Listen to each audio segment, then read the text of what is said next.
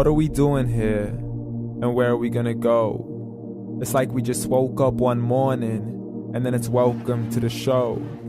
Don't ask any questions, just go with the flow. Make as much money as you can and try your best not to get broke. Copy everything you see on the TV, from the hairstyles to the clothes, and don't think too often, just do exactly as you're told. And if you ever get confused, then just turn towards the alcohol. You'll still hear your thoughts, then just turn up the radio as you learn to live a lifestyle of drugs, sex, and rock and roll.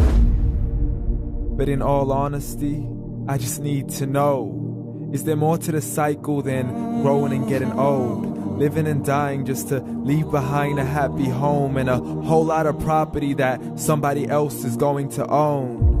I just really need to know before the casket's closed, 'cause I'm not willing to gamble with my soul, nor am I ready to take any chances. These are just simple life questions and I'm just searching for some answers. Like, what are we doing here? And what is our purpose? How did we get here, and who made us so perfect? And what happens once we go, or is this world all really worth it? Questions we don't answer because apparently we don't really have to. There's no purpose to this life and our existence is merely natural. Then in that case, please let me ask you, did you create yourself, or was it somebody else who had fashioned you? 'Cause you're a being that's impeccable, faultless and unparalleled. You're a product of supreme intelligence and I'm merely being rational. For there isn't a camera on this earth that can come close to the human eye, nor a computer that can compete alongside the human mind. And if the whole world was to come together, we wouldn't be able to create a single fly. So many signs, yet we still deny. As science tries to justify that all this could come from none, when it's a simple sum. 0 plus 0 plus 0 cannot possibly ever give you 1. So from where did all this order come? For everything has its origins, a maker, a creator of its own. I mean, the only reason you're watching this video is because somebody had to press upload.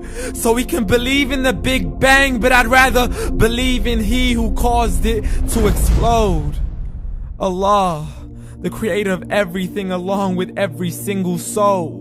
The ever-living, the master, the only one who is in control. Unlike his creation, beyond our imagination. And no, he's not a man, nor does he have any partners in association.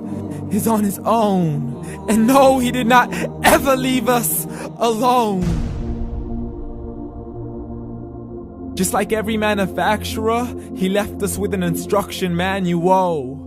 The Quran and Islam, and I'm sorry to jump to conclusions, but it's the only one possible. The only definition of God is the one and only supreme being. It's logical. A book with 0 contradictions, with miracles that are both scientific and historical, all revealed over 1400 years ago.